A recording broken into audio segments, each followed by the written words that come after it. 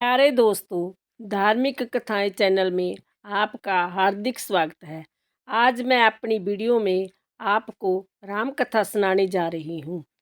प्यारे दोस्तों, यदि आपने मेरा चैनल धार्मिक कथाएं लाइक और सब्सक्राइब नहीं किया तो ज़रूर करें। बेल आइकन दबाना ना भूलें जो आने वाली सभी वीडियोज़ की जानकारी आपको सबसे पहले हो सके।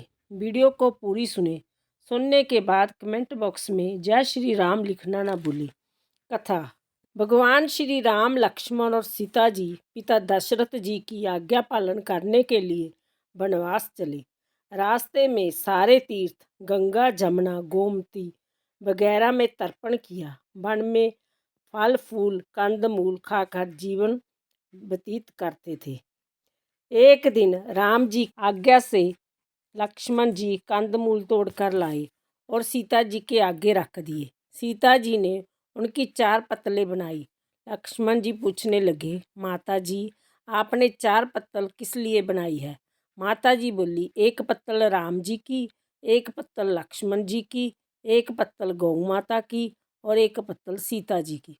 राम और लक्ष्मण जी ने अपनी अपनी पत्तलें उठा ली और एक गौ माता के आगे रख दी। सीता जी ने अपनी पत्तल नहीं उठाई और ना ही गौ माता ने। राम जी ने सीता जी से पूछा कि आपने फलीहार क्यों नहीं किया? तब सीता जी ने कहा कि मेरा तो राम कथा कहने का नियम है। राम कथा कहने से पहले मैं फलहार नहीं करूँगी। तब राम जी ने कहा कि राम कथा मुझे सुनाओ। सीता जी बोली, आप तो हमारे पति देव हो, आपको राम कथा कैसे सुनाऊँ? लक्ष्मण जी बोले, माता जी राम कथा तब आप मुझे सुनाओ। सीता जी बोली, आप तो शादीशुदा देवर हो, औरतों की बातें औरत ही जाने। तब लक्ष्मण जी विचारने लगे कि वन में औरतों कहाँ से आएगी। तब लक्ष्मण जी ने धरती पर महानगरी बसा दी। उस नगरी में सभी चीज़ें जैसे महल, मालिया, बर्तन, कपड़ा, काम करने की सभी चीज़ें सोने की थी। उस नगरी का नाम सोने की नगरी रख दिया।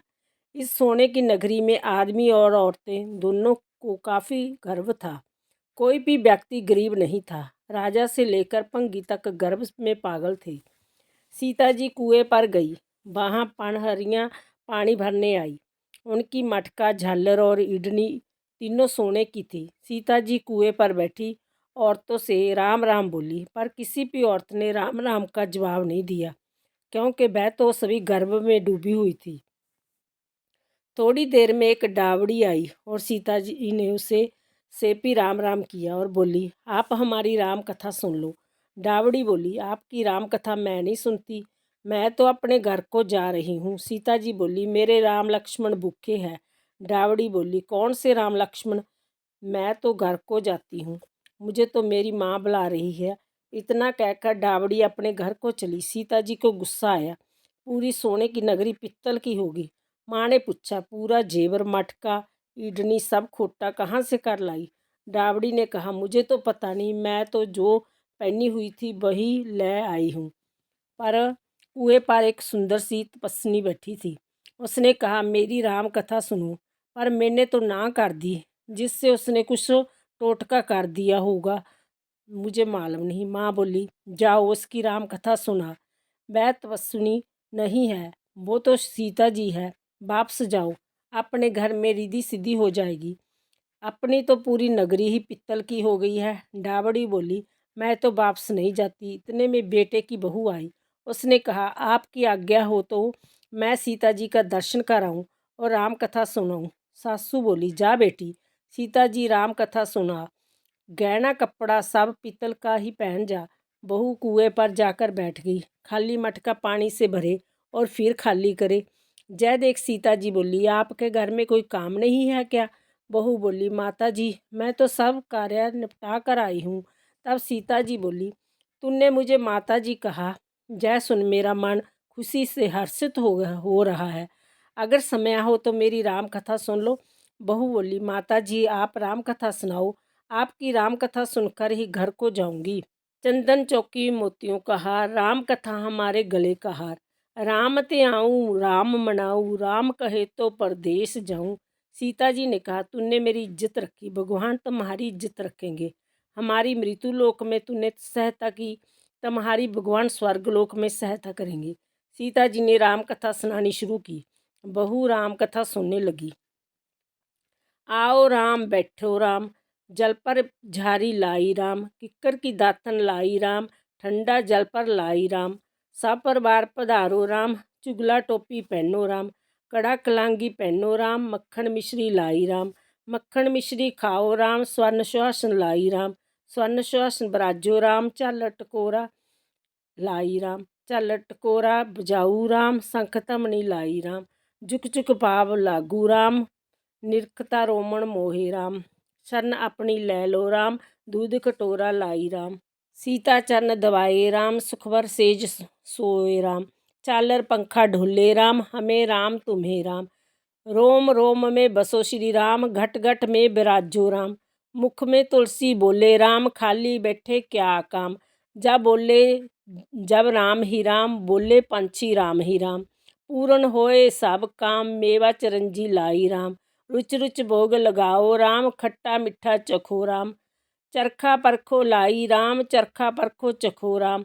जो पाए सो ले लो राम, मन में धोखा रखना नाम। राम कथा पूर्ण हुई तब सीता जी बोली, आपने हमारी राम कथा सुनी, हमारी सहायता की, आपने हमारे भूखे राम लक्ष्मण को खाना खिलवाया। भगवान आपको सातों स्वर्गों को का सुख देगा। सीता माता का आशीर्वाद ले बहू अपने घर जाने लगी। सीता जी ने अपने गले का हार तार कर बहू को पहना दिया। बहू अपने घर सासू जी को बोली कि मेरा मटका सिर से तारो। सासू जी बोली, हे बेटी, हीरा पन्ना का गहना कपड़ा और मटका, सिर का झालर इडनी हीरा से जलमला रहा है, यह सभी चीज़ें तू कहाँ से लाई? राजा जी सुनेंगे तो दंड देंगे। बहू बोली, मैं तो सीता जी से उनकी राम कथा सुनकर आ रही थी, उनकी कृपा से जय सभी हुआ है। सास बोली, ठीक है, रोज तुम राम कथा सुनाया करो। बहू रोज सीता जी के पास राम कथा सुनने जाने लगी। सुनते सुनते वर्ष गुजर गया। तब बहू ने कहा, माता जी कहानी का अध्यापन बताओ। माता जी बोली, 7 लड्डू, 1 नारियल लेना और फिर उनका 7 भाग करना। 1 भाग मंदिर में चढ़ाओ, मंदिर बनाने का जितना फल मिलेगा। 1 भाग तालाब में चढ़ाने से तालाब खुदवाने जितना धर्म होगा। 1 भाग भागवत पर चढ़ाने से भागवत सुनने का फल मिलेगा। 1 भाग तुलसी पर चढ़ाने से तुलसी की शादी करने जितना फल मिलेगा। 1 भाग कुंवारी कन्या को देने से कन्यादान करने का फल मिलेगा। 1 भाग ब्राह्मण को देने से ब्राह्मण को खाना खिलाने जितना फल मिलेगा। 1 भाग सूर्य भगवान को चढ़ाने से 33 करोड़ देवी देवता भोग लगाने जितना फल मिलेगा। बहुत जल्दी जल्दी घर आई, 7 लड्डू और 1 नारियल लाई, उसका 7 बराबर भाग किया। 1 भाग मंदिर में, 1 भाग तालाब में, 1 भाग भागवत में, 1 तुलसी में, 1 कन्या को, 1 ब्राह्मण को, 1 सूर्य भगवान को चढ़ाया।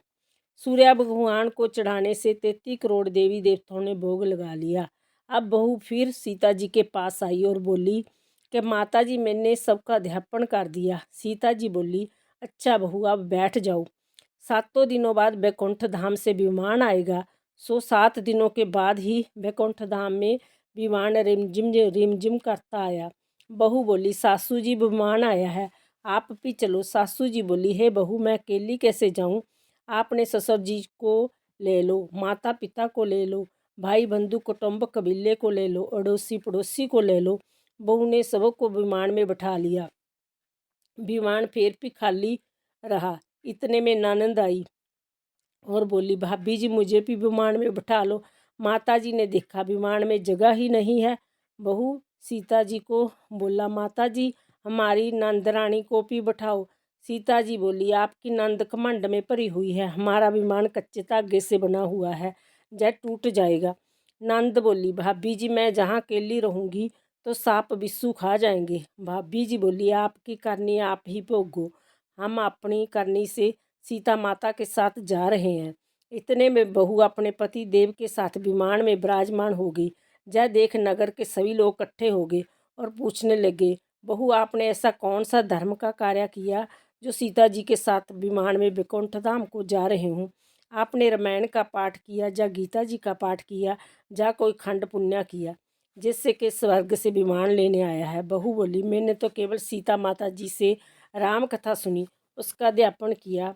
नगरी राम नगरी के लोग कहने लगे, बहू हमें भी राम कथा सुनाओ। बहू ने सबको राम कथा सुनाई। कथा संपूर्ण होते ही पूरी नगरी सोने की होगी। बहू बोली, जो कोई राम कथा की 108 पुस्तकें बांटेगा उनको भी उतना ही फल मिलेगा जितना बहू को मिला। सभी नगरवासियों ने राम जी की जय जयकार की।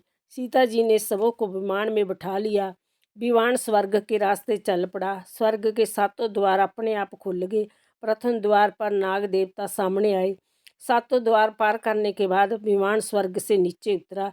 33 करोड़ देवी देवता बहू से पूछने लगे, तुमने ऐसा कौन सा पुण्य का कार्य किया जिसके स्वर्ग के सातों द्वार पार करके हमारे पास आई हूँ। बहू बोली, मैंने तो सीता माता जी से राम कथा सुनी, उसका अध्यापन किया। 33 करोड़ देवी देवता बोले, हमें भी राम कथा सुनाओ। बहू ने सबको राम कथा सुनाई। बहू ने कहा, राम त्याऊँ राम मनाऊँ, राम कहे तो परदेश जाऊँ। सभी देवी देवता सीता माता की जय जयकार करने लगे। आप भी सब मिलकर बोलो, जय श्री राम, सीता माता की जय।